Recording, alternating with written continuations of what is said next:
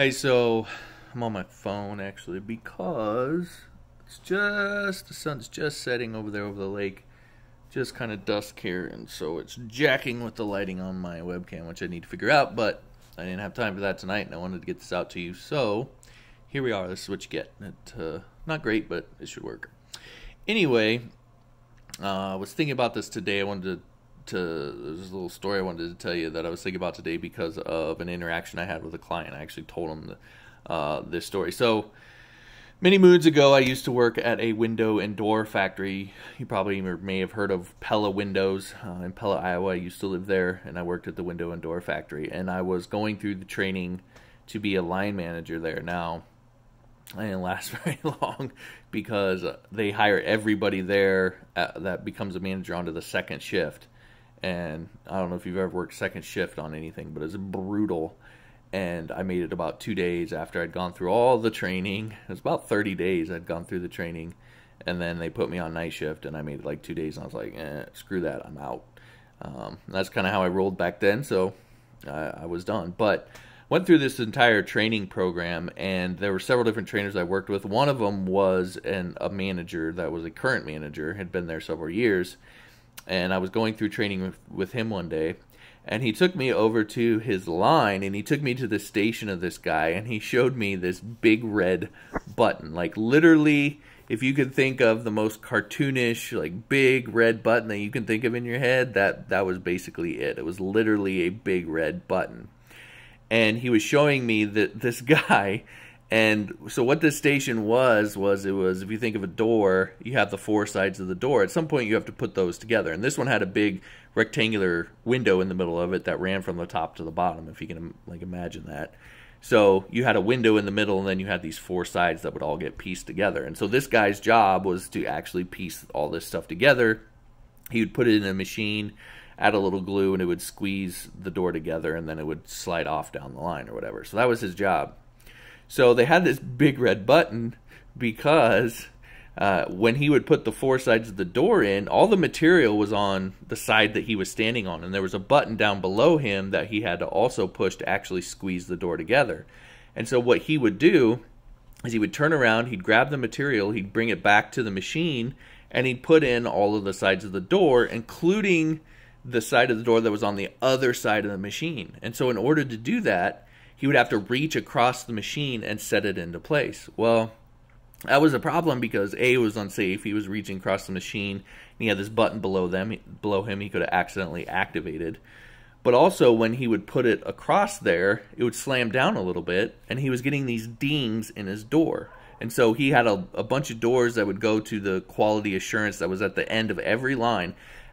In this factory, every line fed into the same place, and then that's where they would do the shipping and stuff, but they had a quality assurance thing there, and they had all these checklists for every door that they would go through. So he was getting a bunch of his doors kicked back at this quality assurance checkpoint, and it was because he was reaching across and they'd get these little dings in them. So they put this big red button over there to force him to walk around and put that side of the door in on the machine from that side, so he'd send it down more gently. So what does this guy do? Instead of doing that, he would put in the door the exact same way he did, reaching across and everything, and then he would walk over to the big red button, cussing and mumbling under his breath about how stupid it was, and then press the red button and walk back to his station and put the door together.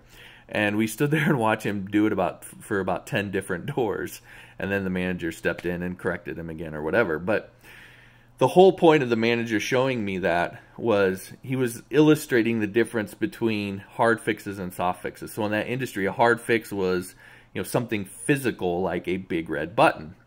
And soft fixes were human-oriented, where you would talk to someone and help, explain things, hold them accountable, etc., in order to change their behavior.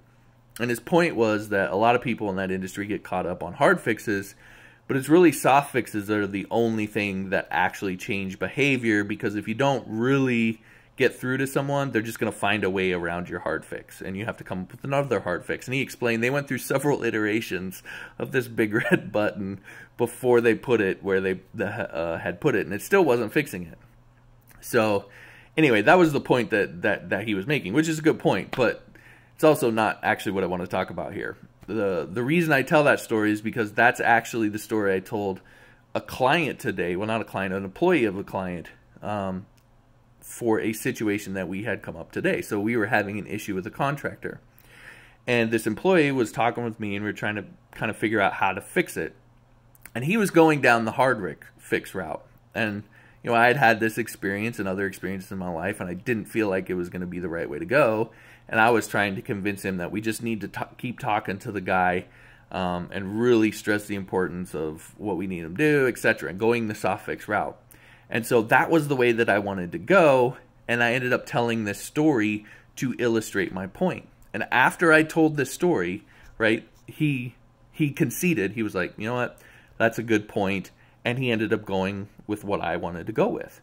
And so I tell you that because it illustrates the power of storytelling. You know, I often talk about storytelling in the context of marketing and getting clients and that sort of thing. But I actually use storytelling more often in my day-to-day interaction with clients and customers, my kids, you know, my family, etc., than I do in, say, marketing. Because that's what I'm doing on a day-to-day basis. And I found that if you can find a good story to illustrate a point, it can be very convincing over and over and over again. And you can often tell the same story to different people to illustrate a point and convince multiple people of that same idea using that story. So finding one or two or three or four good stories can make a big difference in how convincing and how persuasive you are. And frankly, the more persuasive you are, the more successful you're going to be, and the more you're going to get your way when it comes to interacting with clients or your family, etc. And so again, it just illustrates the power of storytelling. Now, a lot of people get caught up on, oh, they have to tell these grand stories and there's all these complex things. I'm not into that. All I do is I just collect the things that happen to me that I think are good stories, that I think illustrate the point well. And the big part for me is collecting those things. And that actually brings up another good story. It was an interview that I saw with Eminem as like early 2000s. And he was talking about the fact that he has these little notes and he will scribble lyrics down on them. And it'd be like the edge of a piece of paper or something like that. And he might write a word or a sentence or like a full paragraph. Whatever it is, he would write down. Whenever he had ideas, he would write them down on a piece of paper, and then he'd rip it off the corner or whatever. He'd tear off the piece of paper that had that written on it, and he'd put it in a box. And they literally showed this box on the interview that he carried around with him everywhere. It was filled with all these little notes of paper. And the reason he did that is so if he ever needed to write a song, or he was going to do a freestyle, or he had to do a battle or whatever, he would pull out all of these notes.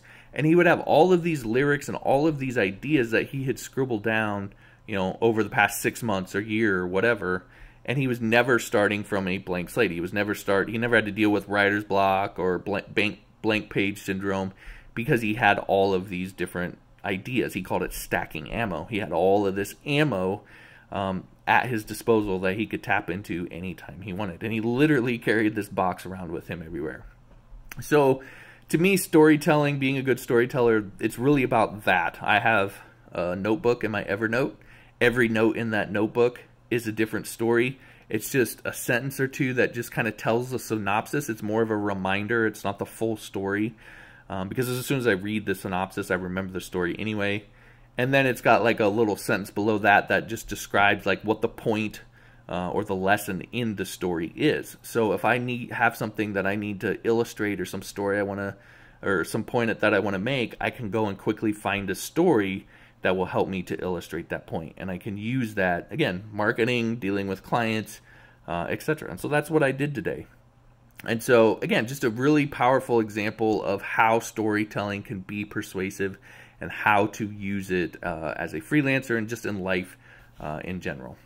Now, to go to like a third level of meta, everything that I just did right before this point, everything I just said right before this moment right here is an example of how you can create compelling content to sell your freelance products or your freelance services or products, whatever it is. Because I very easily could have transitioned from everything I just said over into a little pitch for my AM2 protocol course.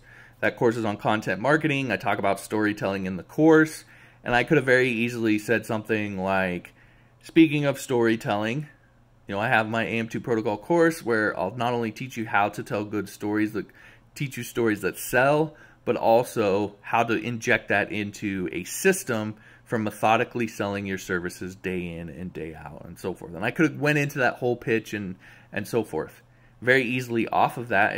And for a lot of people, that would be compelling. And I've done this, for selling freelance services, for selling courses, helping my brother sell his photo booth stuff. Like, I've done this time and time again. And if you do it on a consistent basis, it works. It doesn't seem like it's all that much, but doing it on a consistent basis, it works. So I very easily could have done that, and that's an example of the kind of thing that you can do in order to market your freelance services.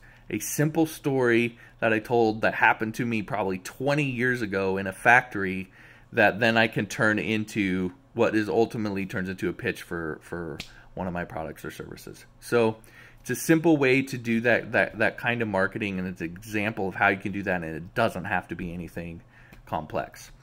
Now, going to the fourth level. Everything that I just talked about just now is an example of the kind of stuff that I talk about inside of my mobile app, the higher level thinking type stuff. Not the, if you're the person that's like, I need to make $2 million in 2 years and I need one single trick to do it, that's sort of like bubblegum pop crap that you see everywhere else, then, that's what you're after. That's not what this is. It's higher level stuff, deeper level thinking type stuff, going through layer after layer after layer to really put together a strategy and a long-term plan. That's the kind of stuff that I talk about inside the mobile app, and I'm creating content a lot more consistently over there. There's over 7 hours of content, actually over 8. I need to change it, but over 8 hours of content in there already, and I'm constantly adding new stuff over there as well. So if you're into that kind of thing, I'll put a link in the description, or you can just go to johnmorrisonline.com, and there's a register form there. It explains a little bit about it. You need to register. You can't just go to the App Store and find my app. I don't just let anybody into the app. You need to register. It explains that on the page. It shows you how to do it. And you need to walk through a few steps. There's a few hoops to jump through because I don't just let anybody in. So if you can't get through the registration process, then you probably don't belong in the app. So anyway, if you do think that you want to be a part of that or that you belong, then again, a link in the description, johnmorrisonline.com. And that's it. I'll see you next time.